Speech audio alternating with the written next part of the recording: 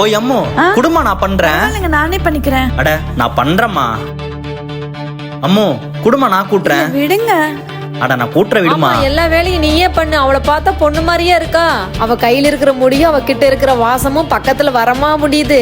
மா நீங்க அமைதியா இருங்க. அவளை பார்த்துக்க எனக்கு தெரியும். நீ வாமா.